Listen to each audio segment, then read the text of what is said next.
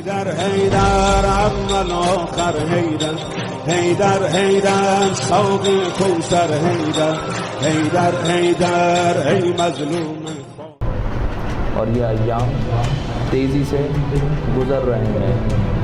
ہمیں چاہیے کہ ان ایام سے جتنا زیادہ ہو سکے استفادہ کریں، کیونکہ کربلا ایک درسگاہ کا نام ہے.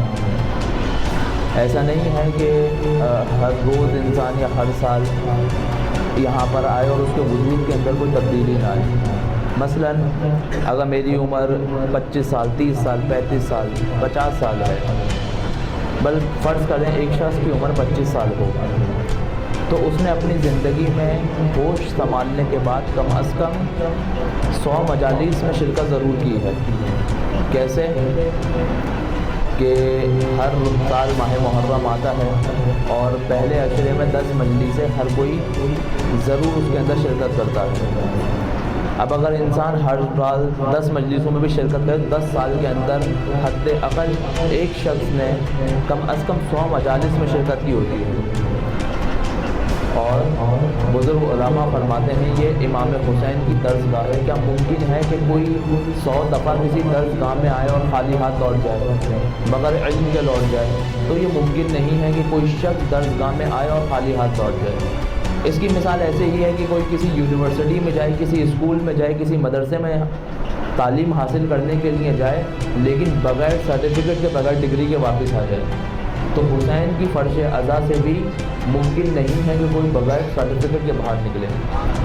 ایک شخص، ایک نوجوان ایک عالم کی پیروی میں چلے جاتا ہے. اس کے پھپھو جو ہیں اس کے گھر پہ آتی ہیں، اس کے والدین سے کہتی ہیں کہ آپ کا بیٹا جو فلاں عالم کے پاس چلا گیا ہے، آپ نے اس کو ضائع کر دیا. وہ کہتی ہیں کیوں؟ کہتے ہیں اگر کسی یہ یونیورسٹی میں جاتا، کسی اچھی یونیورسٹی میں، قابل بچہ تھا، کسی اچھی یونیورسٹی میں جاتا تو ایک بہت بڑا انجینئر یا ڈاکٹر بن سکتا تھا.